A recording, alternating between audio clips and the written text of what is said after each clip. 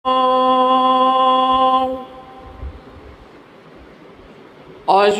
أن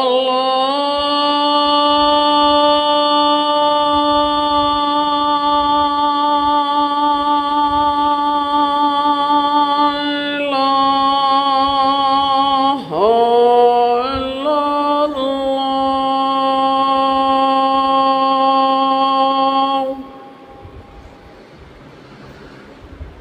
أشهد أن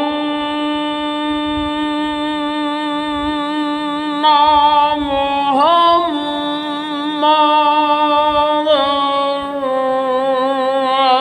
رسول الله.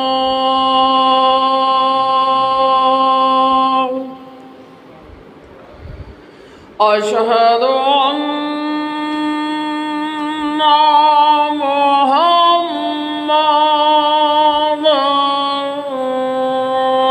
رسول الله.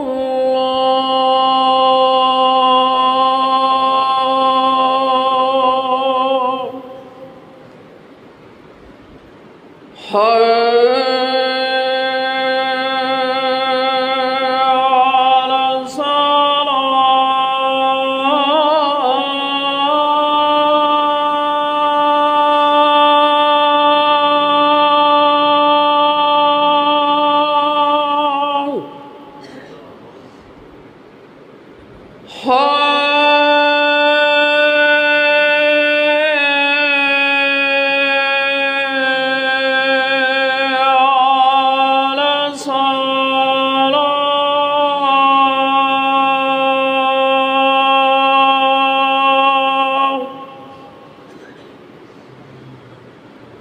حي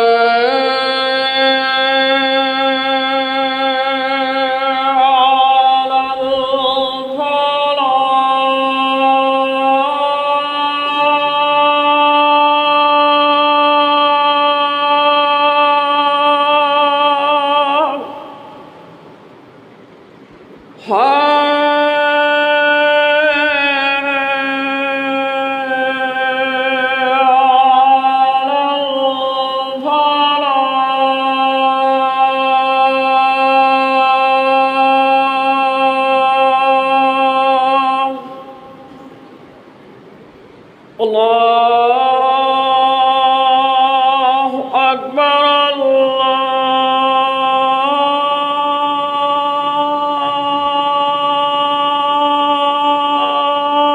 الله أكبر.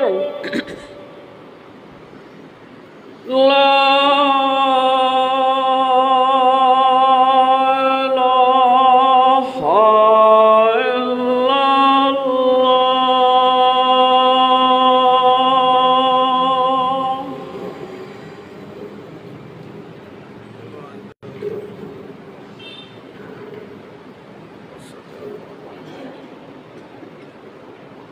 كما صليت على إبراهيم وعلى آل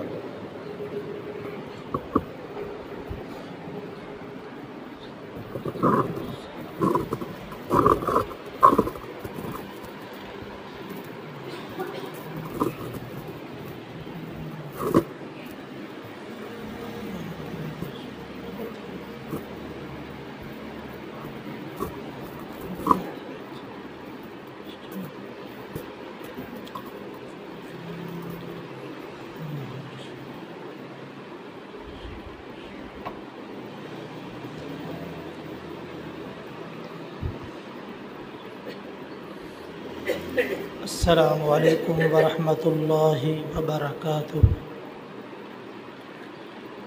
ان الحمد للہ نحمده ونستعینه ونستغفره ونعوذ باللہ من شرور انفسنا ومن سیئات اعمالنا من يهده الله فلا مضل له ومن يضلل فلا هادي له أشهد أن لا إله إلا الله وحده لا شريك له وأشهد أن محمدا محمدًا عبده ورسوله يا أيها الذين آمنوا اتقوا الله حق تقاته ولا تموتن إلا وأنتم مسلمون يا أيها الناس اتقوا ربكم الذي خلقكم من نفس واحدة وخلق منها زوجها وبث منهما رجالا كثيرا ونساء واتقوا الله الذي تساءلون به والأرحام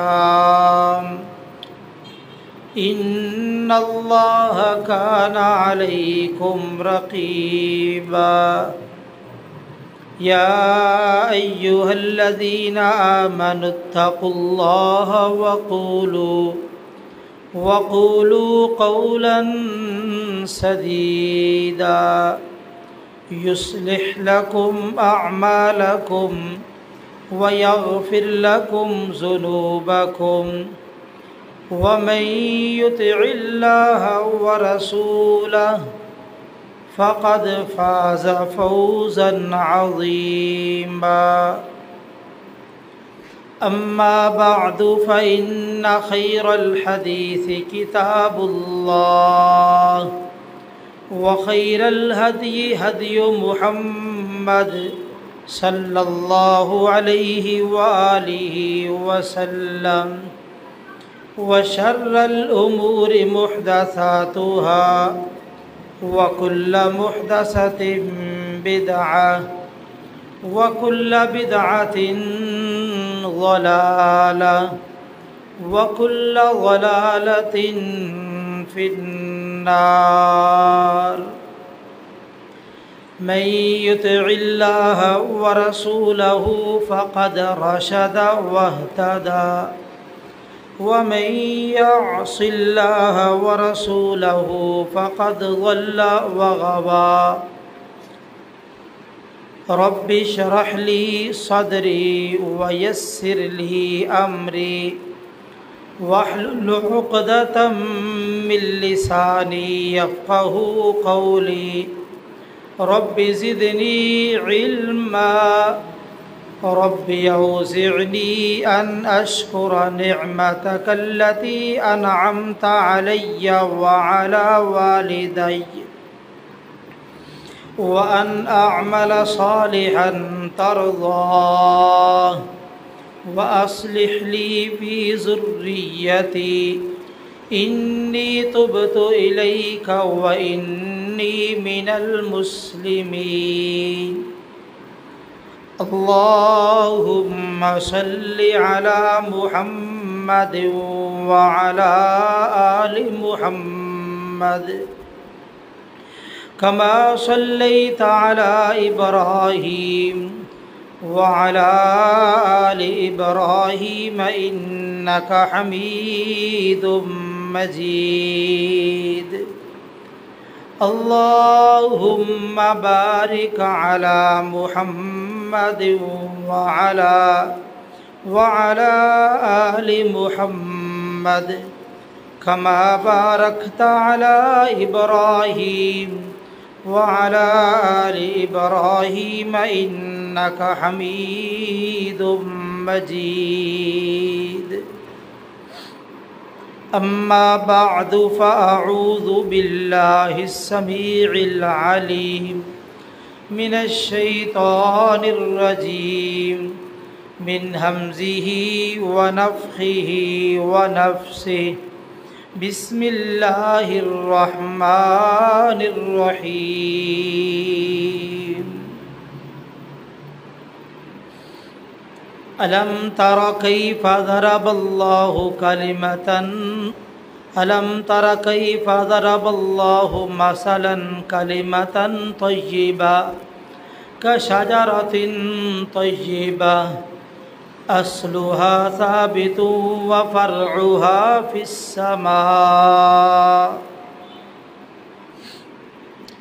کیا آپ نے نہیں دیکھا کیسے اللہ تعالیٰ نے پاکیزہ درخت کی مثال دی، پاکیزہ کلمے کی مثال پاکیزہ درخت کے ساتھ دی ہے، جس کی جڑیں زمین کے اندر بڑی مضبوط ہے اور اس کی شاخیں آسمانوں میں پھیلی ہوئی ہے۔ جملہ تعریفات کے لائق اللہ وحدہ لا شریک کی ذات ہے، جو ہمارا خالق، مالک، داتا، رازق، مشکل کشا اور حاجت روا ہے۔ اس مالک کا بہت بڑا احسان ہے جس اللہ خالق و مالک نے ہمیں انسان بنایا، مسلمان بنایا، اپنے محبوب پیغمبر امام الانبیاء، سید الانبیاء، خاتم الانبیاء حضرت محمد الرسول اللہ صلی اللہ علیہ وآلہ وسلم کا امتی بنایا۔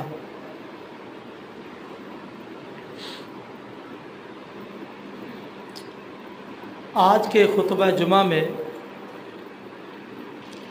کلمہ توحید، کلمہ طیبہ، کلمۃ التقوی، لا الہ الا اللہ، اس کی فضیلت کے حوالے سے کچھ باتیں آپ احباب کے سامنے رکھنا چاہتا ہوں۔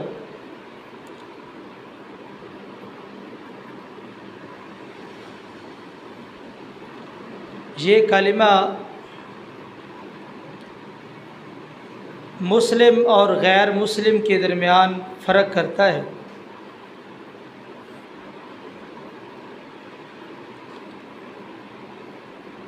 اور یہ کلمہ دین اسلام کی بنیاد ہے۔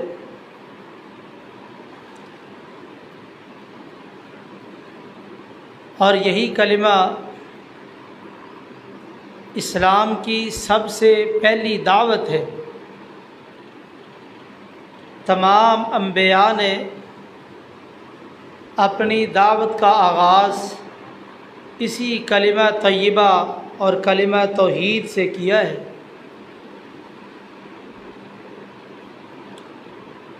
اس کلمے کی فضیلت اور اس کا معنی مفہوم اور اس کی شروط اور اس کے تقاضے، یہ ایک وسیع و عریض موضوع ہے۔ آج اس کا ابتدائی حصہ میں آپ احباب کے سامنے رکھنے والا ہوں۔ تو ہمارا یہ موضوع انشاءاللہ بالترتیب چلے گا۔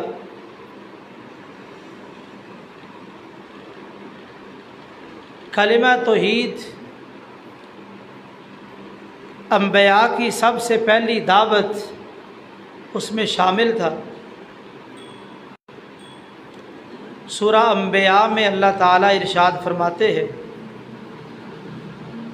وَمَا أَرْسَلْنَا مِن قَبْلِكَ مِن رَّسُولٍ إِلَّا نُوحِي إِلَيْهِ أَنَّهُ لَا إِلَٰهَ إِلَّا أَنَا فَاعْبُدُونِ۔ ہم نے آپ سے پہلے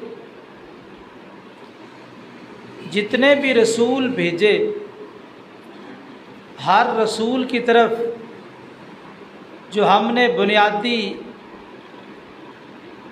وحی کی، وہ کلمہ توحید اور کلمہ طیبہ کی وحی تھی۔ وہ کلمہ طیبہ کیا ہے؟ لا الہ الا ہو،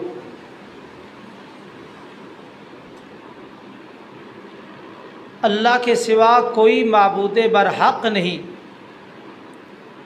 ہر نبی نے اپنی دعوت کا آغاز اس کلمہ توحید سے کیا، کیونکہ اللہ تعالیٰ نے ہر نبی پر یہ وحی کی ہے۔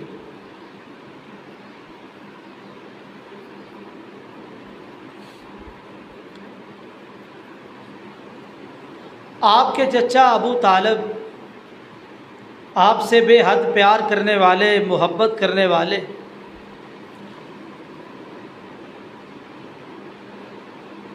زندگی کے آخری لمحات میں نبی کریم صلی اللہ علیہ وسلم اپنے چچا کے پاس تشریف لے گئے اور وہاں پر ابو جہل اور عبداللہ بن ابی امیہ وہ بھی موجود تھے۔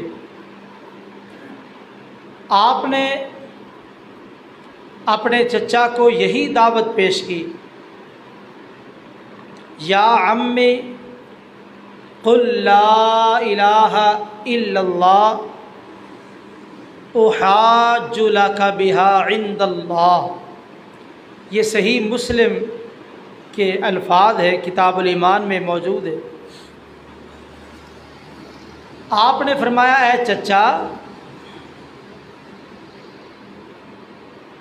لا الہ الا اللہ کہہ دو، میں اس لا الہ الا اللہ کی بنیاد پہ اللہ کے سامنے تیرے ایمان کی دلیل پیش کروں گا کہ اس نے کلمہ پڑھ لیا تھا۔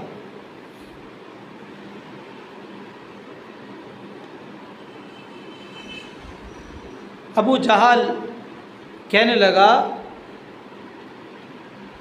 یا ابا طالب اترغب عن ملت عبد المطلب، کیا تو یہ کلمہ پڑھ کے عبد المطلب اس کے دین سے بے رغبتی اختیار کرے گا؟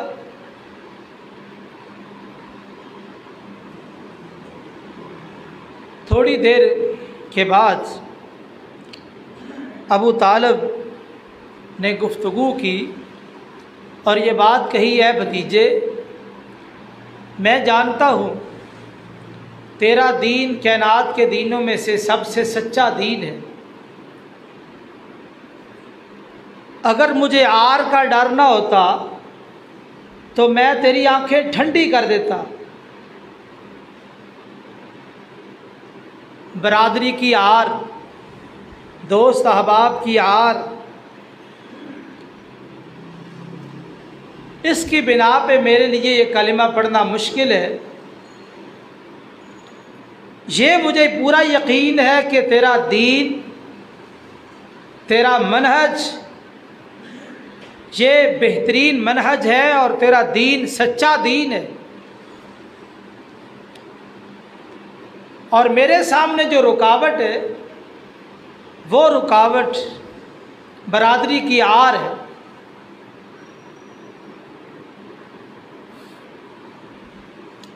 تو پتہ یہ چلا کہ کسی بھی غیر مسلم کو سب سے پہلے جو دعوت دینی ہے وہ لا الہ الا اللہ کی دینی ہے۔ آپ چلے گئے، جب ابو طالب کی وفات ہوئی تو وفات سے پہلے جو اس نے کلمہ کہا، اعلیٰ دین عبد المطلب، میں عبد المطلب کے دین پہ فوت ہو رہا ہوں، اور وہ آپ کی نبوت سے پہلے فوت ہو چکے تھے، اور آپ کی نبوت سے قبل جو لوگ ہیں یہ فطرت کے لوگ ہیں۔ وقفے میں جو لوگ، آپ کے ماں باپ اسی میں آتے ہیں، ان کے بارے میں ایک روایت موجود ہے، نبی کریم صلی اللہ علیہ وسلم نے ارشاد فرمایا کہ 3 لوگ قیامت والے دن اللہ کے سامنے عذر پیش کریں گے۔ ایک وہ آدمی جو بے وقوف ہے، جس کے پاس عقل اور شعور نہیں ہے، یہ عذر پیش کرے گا، یا اللہ میرا تو کوئی قصور نہیں ہے، میرے پاس اتنا فہم ہی نہیں تھا، اتنی بصیرت نہیں تھی کہ میں دین کو سمجھ لیتا۔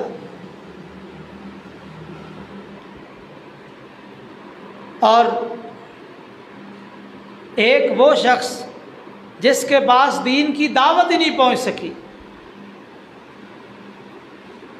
یہ بھی اللہ کی بارگاہ میں عذر پیش کرے گا، یا اللہ میرا تو کوئی قصور نہیں، دعوت آتی تو میں ضرور قبول کرتا۔ اور یہ جو فطرت کے لوگ ہیں، یہ بھی یہی دلیل پیش کریں گے کہ اللہ ہمارے زمانے میں کوئی واضح شریعت نہیں تھی، اگر ہوتی تو ہم ضرور قبول کرتے۔ اور اسی طرح بیرے کے بارے میں آیا، جو سنتا نہیں ہے وہ کہے گا یا اللہ مجھے تو سنائی نہیں دیتا تھا۔ اللہ تعالیٰ ان سے وعدہ لیں گے کہ اگر تمہیں کوئی حکم دیا جائے تو تم اطاعت کرو گے؟ یہ وعدہ کریں گے کہ ہم ضرور اطاعت کریں گے۔ اللہ ان لوگوں کو حکم دیں گے کہ تم جہنم میں چلے جاؤ۔ اب جو لوگ اللہ کا حکم مان کے اطاعت کر کے جہنم میں چلے جائیں گے، ان لوگوں کو واپس جنت میں بھیج دیا جائے گا، کیونکہ انہوں نے اللہ تعالیٰ کے حکم کی اطاعت کی ہے۔ اور جو اس مسئلے میں انکار کریں گے تو ان کے لیے پھر جہنم ہے۔ یہ جو فطرت کے لوگ ہیں ان کے بارے میں یہ فیصلہ ہے۔ ہمارے کئی لوگ ان مسائل میں الجھتے ہیں، اس حدیث نے سارے اشکالات ختم کر دیے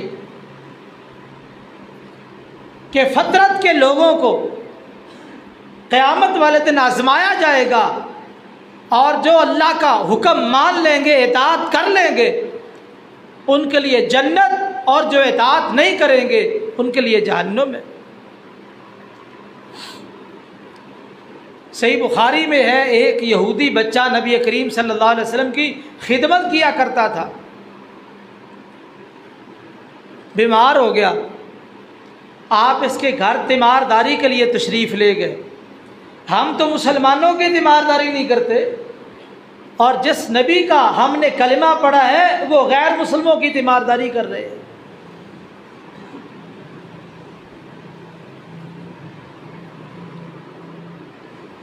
جب آپ اس یہودی کے گھر گئے، باپ اپنے بیٹے کے سرانے بیٹھا تورات پڑھ رہا ہے، آپ نے پوچھا کہ اس تورات میں میرا ذکر ہے؟ اس بچے کا باپ کہتا ہے کہ نہیں، آپ کا ذکر نہیں ہے۔ بچہ بیمار ہے، بستر مرگ پہ لیٹا ہے، کہتا ہے کہ حضور یہ جھوٹ بول رہا ہے، آپ کا ذکر تورات میں موجود ہے، میرا باپ جھوٹ کہہ رہا ہے۔ تھوڑی دیر کے بعد آپ نے اس بچے کو دعوت دی، اے بیٹے قل لا الہ الا اللہ، کلمہ توحید، کلمہ طیبہ کہہ دو۔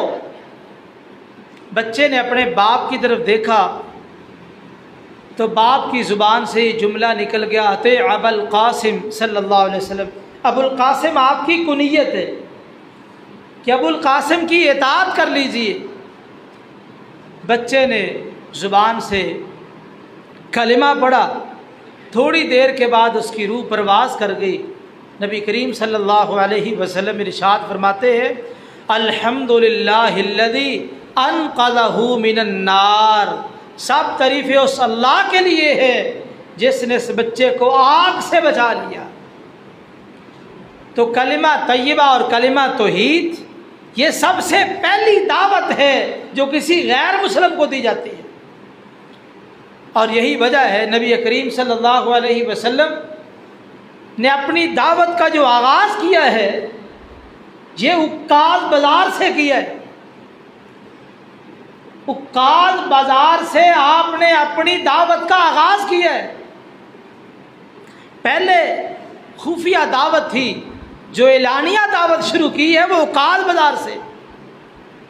کئی ہمارے احباب بیان کرتے ہیں، آپ نے بھی سنا ہوگا کہ آپ نے سب سے پہلی دعوت صفا پہاڑی پہ چڑھ کے دی، عام طور پہ یہ بیان کیا جاتا ہے۔ لیکن صفا پہاڑی پہ جو آپ چڑھے ہیں وہاں پر تو آپ نے صرف اپنے قریبی رشتہ داروں کو دعوت دی ہے، اور وہاں بھی دعوت توحید نہیں ہے۔ قرآن مجید میں جب یہ آیت نازل ہوئی وَأَنذِرْ عَشِيرَتَكَ الْأَقْرَبِينَ، اپنے زیادہ قریبی رشتہ داروں کو ڈرائیے، اس وقت آپ صفا پہاڑی پہ چڑھے، آپ نے ان قریشیوں کو بلایا اور بلا کے آپ نے باتیں کی. آخر میں جو آپ نے بات کی وہی کہا کہ انی نذیر لکم، میں تمہیں ڈرانے والا ہوں، جو آگے عذاب آ رہا ہے تمہیں اس سے ڈراتا ہوں، کیونکہ اللہ نے حکم دیا وانذر، ان کو ڈرائیے.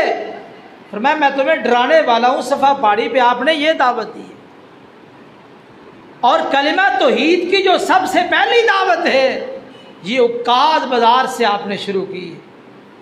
عکاظ بازار میں آپ لوگوں کو دعوت دیتے، چونکہ بازار میں لوگ مختلف علاقوں سے آئے ہوئے. آپ کہتے قولوا لا الہ الا اللہ تفلحوا، لوگو لا الہ الا اللہ کہہ دو، کامیاب ہو جاؤ گے، کامران ہو جاؤ گے، کامیابی تمہارے قدم چومے گی. آپ دعوت دے رہے ہیں. یہ سب سے پہلی دعوت ہے جو کسی غیر مسلم کو دی جاتی ہے.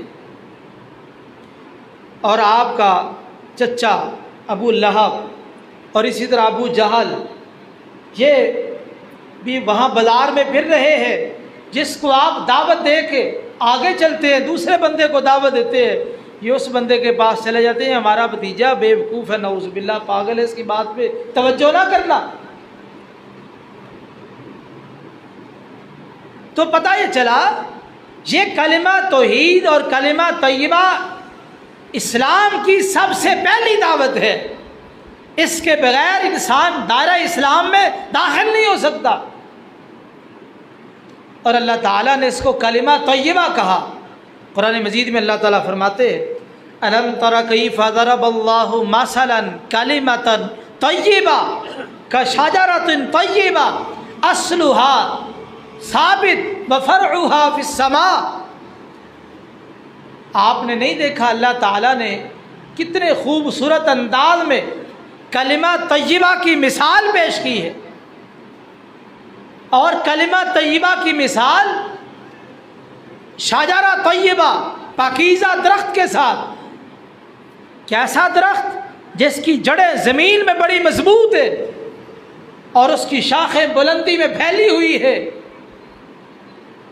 اور حدیث میں اس کی وضاحت ہے کہ اس درخت سے مراد کھجور کا درخت ہے.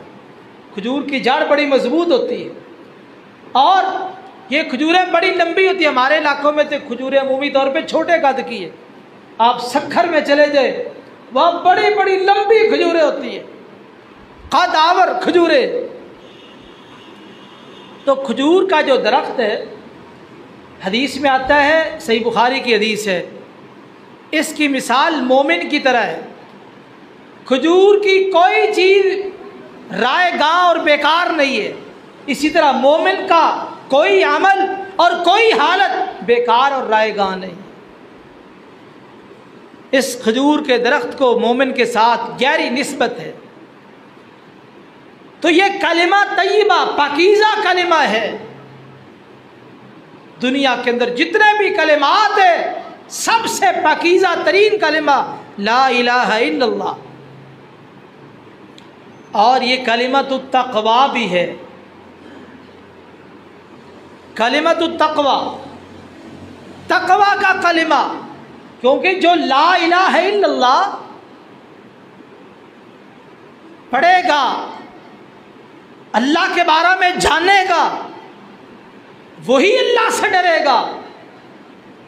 کیونکہ جس کے دل میں اللہ کا تصور موجود نہیں ہے وہ اللہ سے کیسے ڈرے گا؟ اس لیے اس کو کلمہ تقویٰ بھی کہتے ہیں.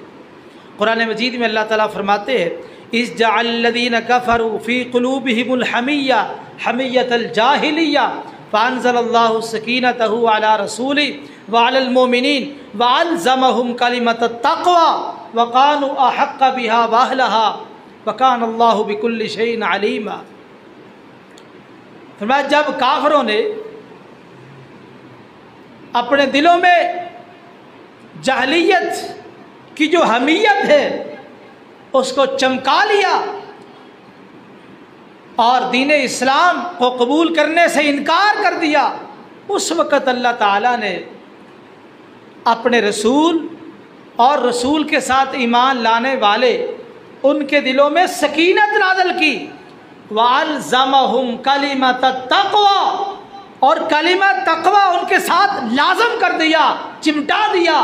اور کلمہ تقوی سے مراد مفسرین نے یہ لکھا ہے کلمہ توحید ہے، یہ کلمہ تو تقوی ہے۔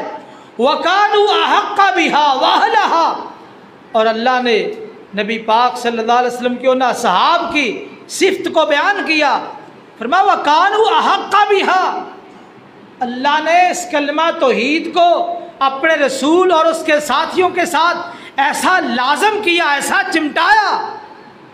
اس کا سبب کیوں بنا؟ سبب کیا؟ وَكَانُوا أَحَقَّ بِهَا، کیونکہ وہ کلمہ توحید کے سب سے زیادہ حقدار تھے، وہ اہلہا، اور اس کلمہ توحید کے اہل تھے۔ وَكَانَ اللَّهُ بِكُلِّ شَيْءٍ عَلِيمًا، اور اللہ تعالیٰ ہر چیز کو خوب جاننے والا ہے۔ اللہ کو پتہ ہے یہ کلمہ توحید کس سینے میں جائے گا اور وہ انسان اس کی قدر کرے گا، اور کون ہے جو اس کو ٹھکرائے گا۔ اس لیے اللہ نے مومنوں کے دلوں میں اس کلمہ تقوی اور کلمہ توحید، کلمہ طیبہ کو لازم کیا ہے۔ اور یہ جو کلمہ ہے اسی کو العروۃ الوثقی کہتے ہیں، مضبوط کڑا ہے اسلام کا، جو کلمہ توحید کو تھامے رکھے دنیا کی کوئی طاقت اس انسان کو گمراہ نہیں کر سکتی۔ صحیح کلمہ توحید پہ قائم ہو جائے، صحابہ اسی کلمے پہ تو ڈٹ گئے تھے۔ ان الذین قالوا ربنا اللہ ثم استقاموا، بے شک وہ لوگ جنہوں نے کہا ہمارا رب اللہ ہے، ثم استقاموا، پھر اس پہ ڈٹ گئے، استقامت اختیار کی۔ تاریخ اس بات کی شاہد ہے، ان کو دیکھتے انگاروں پہ لٹایا گیا، گرم پتھروں پہ لٹایا گیا، عرب کی تپتی ریتوں پہ گھسیٹا گیا، یہ سب کچھ برداشت کیا انہوں نے، لیکن کیا مجال ہے اس کلمہ توحید کا انکار ان کی زبان سے نکلا۔ یہ عروۃ الوثقی ہے، مضبوط کڑا ہے، جو اس کو تھام لے لن انفصام لها، پھر یہ اس کے ہاتھ سے نکل نہیں سکتا۔ فمن یکفر بالطاغوت ویؤمن باللہ فقد استمسک بالعروۃ الوثقی لا انفصام لها، فرمایا جو آدمی طاغوت کا انکار کرے، طاغوت کسے کہتے ہیں؟ کل ما یعبد من دون اللہ فہو الطاغوت، ہر وہ چیز اللہ کے علاوہ جس کی پوجا کی جائے، جس کی عبادت کی جائے، وہ طاغوت ہے۔ جو شخص طاغوت کا انکار کر دے ویؤمن باللہ، اور اللہ کے ساتھ ایمان لے آئے، اس کی توحید کو مان لے، فقد استمسک بالعروۃ الوثقی، اس نے مضبوط کڑے کو، عروۃ الوثقی کو تھام لیا ہے۔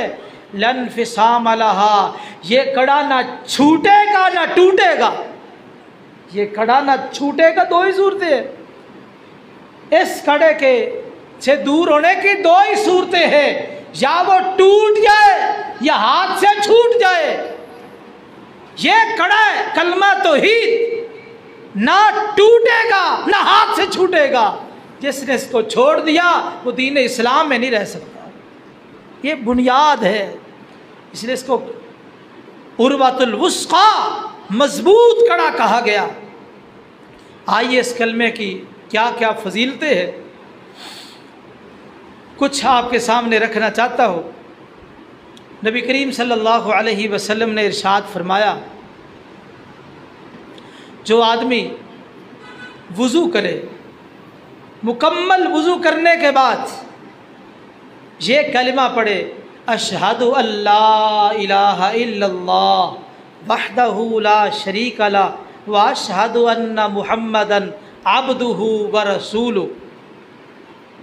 صحیح بخاری کی حدیث ہے، وضو کرنے کے بعد جو آدمی یہ کلمہ اپنی زبان سے پڑھتا ہے، اللہ تعالیٰ اس بندے کے لیے جنت کے 8 دروازے کھول دیتے ہیں۔ اس کلمے کی برکت کتنی ہے، اتنا مبارک کلمہ۔ اور ایک حدیث میں نبی کریم صلی اللہ علیہ وسلم نے فرمایا، افضل الذکر لا الہ الا اللہ، دنیا کے اندر اللہ کو یاد کرنے کے لیے بے شمار کلمات ہیں، لیکن سب سے افضل ترین اگر کوئی ذکر ہے تو وہ لا الہ الا اللہ ہے۔ آئیے، دنیا میں بڑے لوگ دعویٰ کرتے ہیں کہ قیامت والے دن ہمیں نبی کی شفاعت مل جائے گی، نبی کی محبت کا لیبل لگائے ہوئے اور نبی کی محبت کا دم بھرنے والے اور مختلف انداز سے اس کا اظہار کرنے والے، اور پتہ نہیں انہوں نے کہاں کہاں سے یہ محبت کے انداز اور طریقے سیکھ لیے ہیں۔ ذہن میں کیا ہے کہ ہم نبی کی محبت ہمیں شفاعت کا حقدار بنا دے گی۔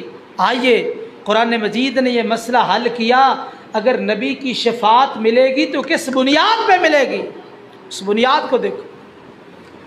قرآن مجید میں اللہ فرماتے ہیں لا یملکون الشفاعہ الا من اتخذ عند الرحمن عہدا۔ لوگوں سن لو، لا یملکون الشفاعہ، کوئی شفاعت کا مالک نہیں ہے۔ یہ جن کو لوگ جن کے بارے میں آج نظریات رکھے ہوئے ہیں، کوئی شفاعت کا مالک نہیں ہے۔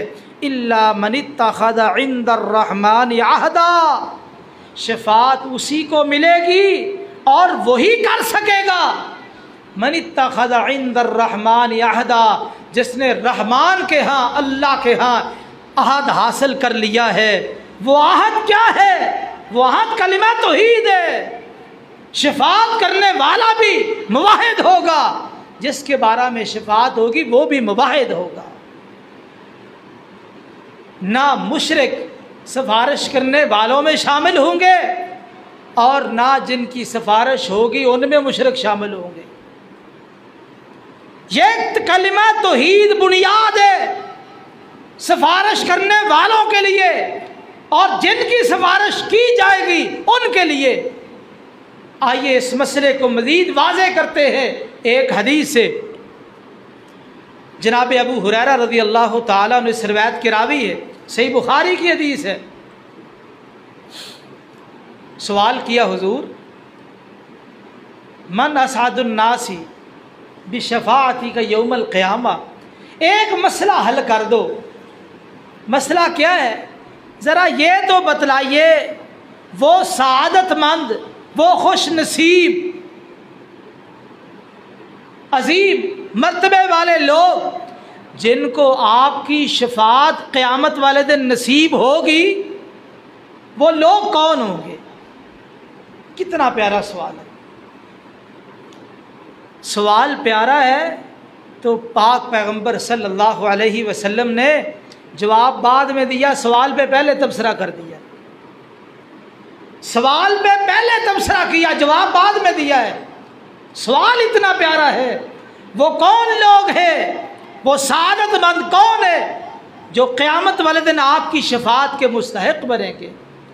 ان کو یہ سعادت نصیب ہو جائے گی کہ پوری دنیا کا سردار محمد رسول اللہ صلی اللہ علیہ وسلم ان کے حق میں سفارش کریں گے۔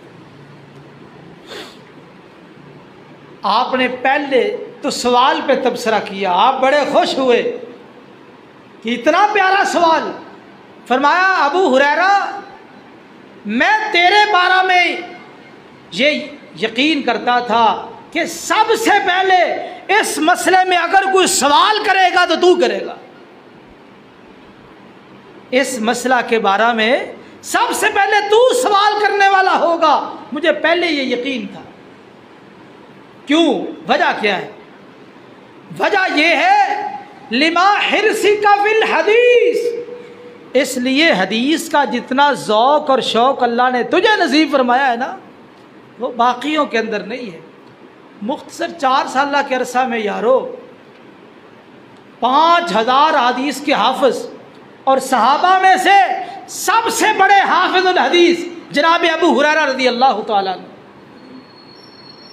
جتنا حدیث کا ذوق اور شوق تیرے اندر موجود ہے، مجھے یقین تھا کہ اس مسئلے کے بارے میں سب سے پہلے تو سوال کرے گا۔ یہ تو تھا جو آپ نے سوال پہ تبصرہ فرمایا۔ آگے جواب کیا دیا؟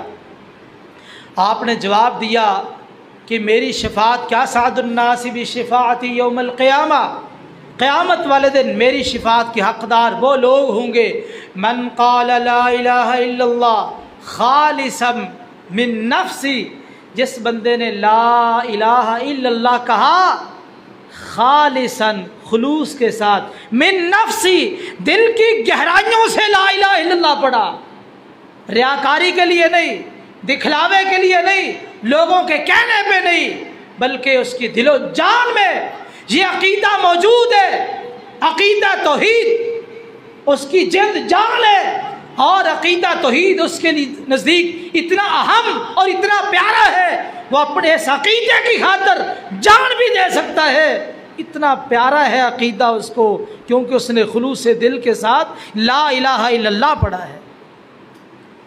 جس بندے نے لا الہ الا اللہ پڑھا پورے اخلاص کے ساتھ، تو یہ سب سے بڑی بنیاد ہے جس بنیاد پہ پاک پیغمبر صلی اللہ علیہ وسلم کی شفاعت نصیب ہوگی۔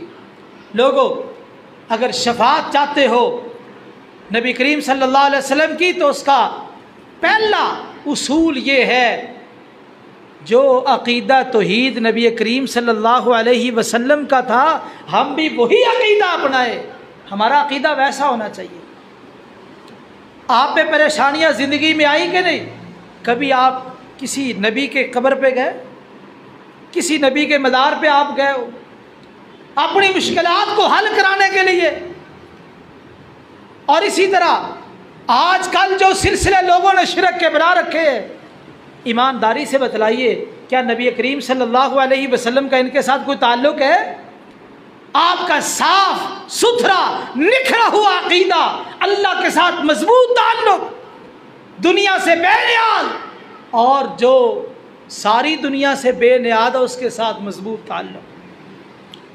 اس لیے اگر چاہتے ہو نبی کریم صلی اللہ علیہ وسلم کی شفاعت نصیب ہو جائے، تو اس کی بنیاد کلمہ توحید ہے، عقیدہ توحید ہے۔ اور اسی طرح اس کلمہ توحید کی فضیلت کے حوالے سے نبی کریم صلی اللہ علیہ وسلم کے بے شمار فرامین ہے، لیکن وقت مختصر ہے۔ نوح علیہ السلام کے حوالے سے مسند احمد کے اندر ایک حدیث ہے، نبی کریم صلی اللہ علیہ وسلم نے ارشاد فرمایا کہ نوح علیہ السلام جب فوت ہونے لگے، فوت ہونے سے پہلے اپنے بیٹے کو وصیت کی، بیٹا میں تجھے 2 باتوں کا حکم دیتا ہوں، 2 باتوں سے منع کرتا ہوں۔ کتنی باتیں ہوگی؟ 4۔ جن 2 باتوں کا حکم دیتا ہوں، پہلی بات، بیٹا لا الہ الا اللہ کہتے رہنا۔ کیوں؟ یہ کلمہ اتنا عظیم ہے، اگر زمین و آسمان سارے ایک پلڑے میں رکھ دیا جائے اور دوسرے پلڑے میں صرف لا الہ الا اللہ رکھ دیا جائے، یہ اکیلا کلمہ لا الہ الا اللہ زمین و آسمان کا کتنے بوجھ، کتنے وزن ہے، سب پہ بھاری ہو جائے گا، اتنا عظیم کلمہ ہے۔ اس لیے اس کلمے کو نہ چھوڑنا۔ دوسری بات، وسبحان اللہ وبحمدہ، یہ کلمہ بھی پڑھتے رہنا، کیونکہ ہر مخلوق کی جو دعا ہے وہ سبحان اللہ وبحمدہ، اور ہر مخلوق کو اگر رزق دیا جاتا ہے تو اسی کلمے کی بنیاد پہ سبحان اللہ وبحمدہ کی وجہ سے۔ اگر ان سارے پرندوں کو، جانوروں کو، انسانوں کو رزق مل رہا ہے تو بنیاد سبحان اللہ وبحمدہ، یہ ہر چیز کی دعا بھی ہے اور ہر چیز کو رزق اسی کے سبب دیا جا رہا ہے۔ اور جن 2 چیزوں سے منع کیا، شرک سے منع کیا اور تکبر سے منع کیا، بیٹا شرک سے دور رہنا اور تکبر سے دور رہنا۔ تو اس حدیث سے جو ہمیں لا الہ الا اللہ کے حوالے سے بات سمجھ آئی کہ زمین و آسمان یہ سارے کے سارے ایک پلڑے میں رکھ دیے جائے اور دوسرے پلڑے میں صرف لا الہ الا اللہ ہو، بس اتنا کلمہ ہو، تو اتنا کلمہ زمین و آسمان کے مقابلے میں بھاری ہے۔ اور اسی طرح لا الہ الا اللہ یہ جو کلمہ ہے کتنا عظیم کلمہ ہے۔ نبی کریم صلی اللہ علیہ وسلم ایک سفر پہ، ایک مؤذن بکریوں کا چرواہا اذان پڑھ رہا ہے، اذان اس نے پڑھی اللہ اکبر اللہ اکبر اللہ اکبر اللہ اکبر اشہد ان لا الہ الا اللہ اشہد ان لا الہ الا اللہ۔ پاک پیغمبر صلی اللہ علیہ وسلم نے کیا فرمایا؟ خرجت من النار، تو جہنم سے آزاد ہو گیا۔ یعنی لا الہ الا اللہ یہ انسان کو جہنم سے آزاد کرانے والا کلمہ ہے۔ اس لیے میرے بھائیوں، اس کلمے کو سمجھو، معنی مفہوم کو جانو اور اس کے تقاضوں کو پورا کرو۔ آج میں نے جو آپ کے سامنے جو جتنی باتیں ذکر کی ہے، یہ صرف اس کلمہ توحید، کلمہ طیبہ کے حوالے سے اس کی فضیلت کیا ہے، ابھی کئی روایتیں رہ گئی، اب وقت اجازت نہیں دے رہا۔ انشاءاللہ اگلے جمعے اس کلمہ طیبہ کا معنی مفہوم جو کتاب و سنت کی منشا اس کے مطابق، کسی فرقے کی حمایت نہیں، کتاب و سنت کی جو صحیح تعبیر ہے انشاءاللہ وہ پیش کروں گا۔ اور اس کے ساتھ یہ کلمہ توحید، کلمہ لا الہ الا اللہ، اس کی شروط 7 شروط ہے، انشاءاللہ وہ بھی آئندہ جمعے بیان کی جائیں گی، تاکہ ہمیں پتہ چلے کہ ہمارا عقیدہ ہے کیا۔ خالی کلمہ پڑھ لینا کافی نہیں ہے، اس کو سمجھنا، جاننا اور اخلاص، یہ ساری چیزیں اس کے ساتھ ضروری ہے۔ تو انشاءاللہ آئندہ جمعہ اس کی تفصیل آئے گی، اور اس کے بعد پھر آگے مزید بھی اس کی تفصیلات ہے۔ تو میری کوشش ہے کہ انشاءاللہ اس موضوع کو آگے چلایا جائے، تاکہ ہمیں اسلام کی بنیادوں کا علم ہو سکے۔ اسلام کی جو بنیادی چیزیں ہیں، عقائد کی جو بنیادی چیزیں ہیں، ہمیں ان کے بارے میں کچھ معلوم ہونا چاہیے۔ اللہ سے دعا ہے اللہ تعالی ہم سے راضی ہو جائے اور اسی کلمہ توحید پہ ہمیں ہمیشہ قائم رکھے، اور مرنے سے پہلے بھی اللہ کلمہ توحید پڑھنے کی توفیق نصیب فرمائے۔ اقول قولی ھذا واستغفر اللہ لی ولکم ولسائر المسلمین والمسلمات۔